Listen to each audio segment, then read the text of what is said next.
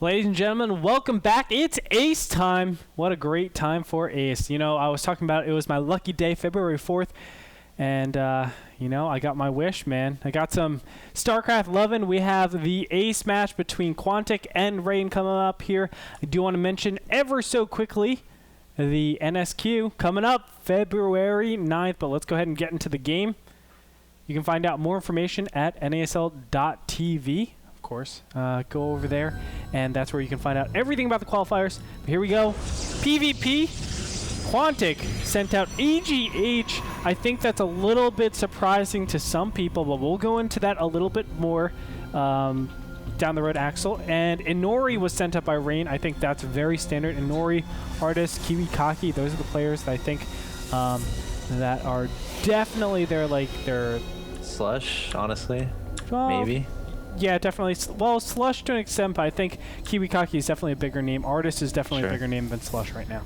Yeah. I mean, that first game made me a Slush fanboy, to be honest. But yeah, PvP. Both these players sending out, or both these teams sending out Protoss players, and is that a testament to the fact that perhaps they have most confidence in the Protoss race in and of itself as of right now, or is it the player? Now, these choices are interesting for a number of reasons. First, I mean, you see Ag, you're like, okay, he's good. Some of you may be like, okay, I don't know who that is. Where's Sase? Where's Nanimal? Where's Apocalypse? Well, Apocalypse lost his game. Sase lost his game. Maybe they're not feeling too great, so that's something to consider. So I don't know. Og, very good player. But again, it's a PvP. And Inori, this guy is pretty much known for his PvP. I think we were looking at the stats earlier. What it was like 60 or 70% win rate for PvP, which is, you know, borderline ridiculous. He's the guy in IPL who took out Huck and MC, I think, consecutively. So Inori, a very good PvP player, perhaps a PvP sniper or specialist. Ag is going to have an uphill battle here, in my opinion. Yeah, he's going to have to pull out some tricks up his sleeves, but, you know, PvP has been known to be very volatile, so to have that type of percentage, that means your micro has to be amazing, your decision making has to be amazing. We'll see how he actually goes through this. And Ori throwing down the second gas. Now, we've seen a very big influx of Stargate openings. Yes. How do you feel about the Stargate openings right now covering the metagame? Honestly, I like the Stargate openings. I feel like you can defend relatively well against anything your opponent throws at you, assuming it's not, you know, a direct counter, I guess, blink all in or something like that. And I also feel like if you're doing harassment, it leaves you safe enough to do some sort of you know, expand build. But that being said, I feel like you have to have really good micro if you're going to open up Phoenixes. You have to make those Phoenixes really cost efficient to make it worth it in the PvP matchup. If you go for 3 Phoenixes early and then try to expand but don't do anything with the Phoenix, that's not necessarily a good situation. So I feel like if you open up with Stargate, you have to have the micro to merit doing so. Yeah, a lot of times with Phoenixes, a good way to counter it is just to overmake probes and just make it so that, hey, I can do anything with my units because I don't have to go back and defend. I already made so many probes to the point where, you know, it doesn't even matter anymore, and you're just wasting energy, and you're giving me a timing. So we'll see if that actually happens. I mean, I'm just theory crafting with you right now. We do see a robotic facility come up from Inori. What are we going to see, though, from AGH? Oh, Stargate. Yep. Boom. Stargate. Shaka-laka-laka. I feel like I've seen Og go Stargate on this map before. I don't know. I just have this deja vu feeling right now. And I feel like you were casting. Maybe we were casting it together, or maybe I was watching it. Do you remember? By any chance? Was it? I'm thinking of another protest that we saw this a lot, and let me think who it was. It was during the NASL qualifiers. Yeah. It wasn't AGH though. It was someone else. It was another Protoss. I just can't put my finger on his name. But anyway, I don't think it was AGH. I don't think I saw him too much in the qualifiers. Right. Well, in any case, I mean, you know, there is a risk you take by going an early Stargate like this. Like if your opponent rushes DTs, I guess, possibly that could be something that could basically counter this. And of course, the Blink Stalker play can be annoying. But Inori doing you know exactly what Og wants him to be doing, pretty much getting that robotics facility on the ground and adding a robotics bay. You know, it counters that type of play is Stargate play, and Inori has yet to scout this action going on from Og. So Should be interesting to see where this game goes from here. It's very interesting already. I mean, normally we don't see the robotics bay. Normally it is 3-8 robo into Twilight Council, and you get the blink out. But he's actually opting to go for the robotics base, so we're going to see a one base. And let me tell you, you do not want to be one basing against like Phoenix versus Phoenix. I just feel like that's a really, really tough line to actually go through, because basically the Phoenix opener can get free kills on the probes, and you can't really harass, and they'll be able to actually go back from all the way when they're harassing all the way to their base by the time you make it to your opponent's base. So they always have the chance to attack with all their army where you don't. So, you know, Phoenix is definitely one of the most powerful units in PvP right now. Yeah. And we'll see how he actually goes to use them, as AGH really hasn't gone to use it as advantage just yet. And you know, it's kind of interesting here. Ag is basically predicting what his opponent is going to do. He's like, okay, I'm making Phoenixes. What is my opponent probably going to make? I guess Blink Stalker would be a good choice for him. So Ag is preemptively building an Immortal here for defense, and that would be good against heavy Stalker play. So we'll have to. Oh, am I missing something? Oh, Phoenix is getting caught off guard a little bit. One Phoenix going down to 40 HP. Thank you for the grunting there, Gretorp, to remind me that action was going on. But yeah, as I was saying, I mean, it should be interesting to see where Ag goes with this robotics facility. Does he continue building those Immortals, and when does he actually feel safe enough to expand? Yeah, that's going to be the most critical thing. Now, he has gone for Blink Stalker. Inori has gone for Blink Stalker. That is the intelligent move at this point. You can see that he actually isn't producing a lot of probes, and just like that, not Artist, AGH is able to push in right here and just get a couple kills on the probes, and that's so important. Now, Blink is almost, nope, it's not, thought it was going to be almost finished, but no, it's just about halfway done, so the amount of time that AGH has left of actually doing this type of harass is limited. I would hope that he actually presses on with these Phoenixes a little bit more, just to try to grab a couple kills here and there.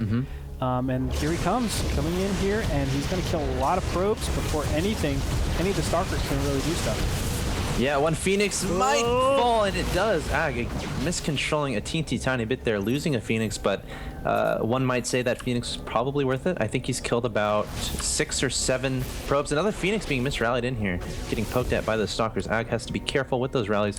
Does not want to lose those Phoenixes for free, or Phoenixi, or the Phoenix, I guess would be the plural. But in any case, continuing with the Immortal production, has an idea of the Stalker amount of his opponent, realizes, hey, Immortal's pretty good against Stalkers. I'm going to make some more of those. And once he gets a high Immortal count, he will be basically unstoppable. That's the power of this combination. I mean, Blink Stalkers are good, don't get me wrong, they can still take out Immortals if they blink on top of them, but it's pretty difficult. I mean, you're for sure going to be taking a lot of losses. You can see already income tab, 25 harvesters to 26, so Inori has remade his probe, so you can see 8 probe kills for AGH, whereas his opponent has 0, of course. And he needs to be careful. Blink is coming up here, and the Phoenix count is increasing more and more. Yeah. Now, this is a double-edged sword. Obviously, it gives him the capacity to actually deal more damage, especially towards that Colossus. He can pick up a lot more units, but that's a pretty hefty investment. 150 minerals, 100 gas. He needs to do something with these Phoenixes, else this is a lot of resources being just drilled into something that doesn't really represent too much power in terms of your army. Yeah, that's actually really well said, and I'm a little bit surprised Ag hasn't moved to probe to take an expansion just yet. Looks like he wants to do a one-base push and wants to exploit the timing of this expansion from Inori. Of course, when you put that expansion down in any game in StarCraft 2, you're obviously investing a lot in economy, where you won't necessarily have as much army as you could. And Ag is going to be pushing it across the map, trying to hit right when this Nexus completes, with the main goal being to deny that expansion and hopefully taking out the majority of his opponent's unit composition. Yeah, and I think this timing is perfect. Of course, when the Nexus just completes, he still has a little bit more time to actually make this a perfect timing push, because he can let this go for just about a minute until the Nexus actually makes back its money, but still a great timing. Now he's going to be pushing forward. The Colossus needs to be so careful.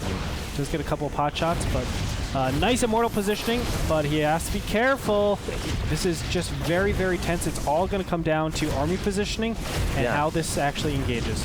Inori can't engage this. He can't move down the ramp because then he's giving up the concave. So Og is going to take out the Nexus. Inori trying to decide if he wants to come out, moving out with 5 Zealots, moving forward to Colossi to try to break the force field. Phoenix is returning forward to target fire down those Colossi, but Stalkers blinking underneath them. Immortals target firing the Stalkers, and it's hard to say. It looks like Og has the better composition here. Immortals doing so much damage to those Stalkers, and Phoenix is trying to snipe every single Colossi to the ground. Oh yes, and there's so many Phoenixes left over the Colossus. The second Colossus actually goes down. There's the big blink, but it's not going to be enough. In-cup tab, let's go ahead and check that out. 25 Harvesters, 28, so still an advantage for Inori, but the army composition, I would say, goes heavily in favor of AGH. You can see they're very, very close in supplies, but if there's any trades at all and their Phoenixes left over, it basically says, goodbye gateways. I'm going to pick up everything that comes and warps up.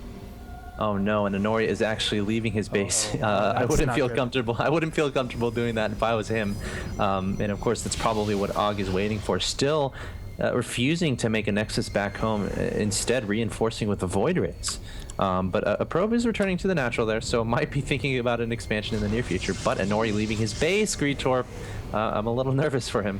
And yet again, is he going to continue on with this? The Void Ray transition, how weird is that, right? It does do extra damage against Colossus because they are massive, but still kind of a weird type of play, I would say. I mean, normally we don't see Void Rays in PvP at all, because, you know, you're always getting Stalkers. When are you not getting Stalkers? Especially when you're getting so many Phoenixes. So kind of an interesting play right here, but maybe he's thinking, okay, if I can eliminate every single Stalker on the field, then I'll be in a position where my Void Rays can basically do whatever they want, which is a good thought process, but how effective is he going to be at targeting down those Stalkers?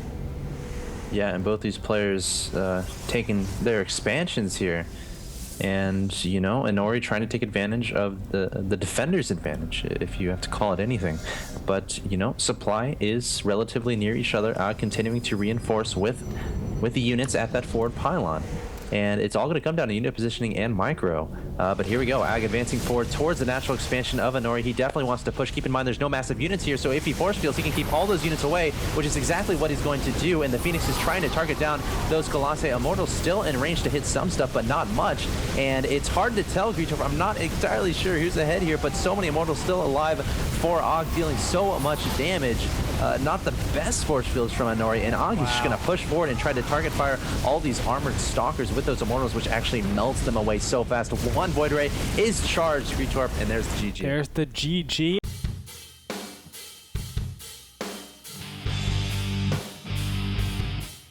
A very impressive just combination attack, or I shouldn't say combination, but successive attacks by AGH. You can really tell that that army composition is just so superior at this stage. You need to overpower your opponent by so much more than we just saw. Now, very, very critical. I was going to say that AGH wasn't actually targeting down the Colossus. He was just letting his Phoenixes spread out, and he was attacking both Colossus at the same time. And normally you want to focus down the Colossus so that they don't have that DPS anymore, and then focus the other one.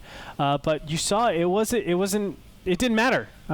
He still had enough. I mean, those Immortals do so much damage against those Stalkers that he just could not keep his Stalker count to deal with those Void Rays. And the Void Rays, as soon as they get fully charged, they just take over the game.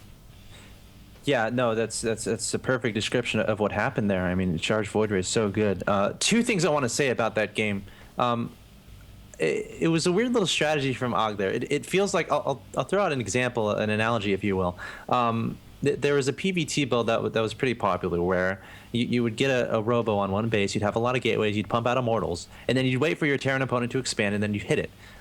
This game almost reminded me of that, because Og was just chilling, getting more and more Phoenixes out, getting more and more units out, getting more and more Immortals, waiting for his opponent to expand, and then hitting it. So a very interesting play there from Og, and it is PvP, so you can call it what you want, but PvP, historically, it has been hard to expand. Something else I want to touch on really quick is that Og didn't really have, unless I'm like completely brain farting, he didn't have any massive units. So if Inori theoretically threw down the perfect force fields, Og couldn't get to his army, but obviously Inori not able to do that, because ideally you would keep your Colossi back, perhaps behind your Nexus where the Immortals can't hit them, where the Stalkers can't hit them, and then you force field so your opponent can't get at you. And then you proceed to let your Colossi fry everything while keeping your Stonkers near your Colossi to kill any air units that come nearby.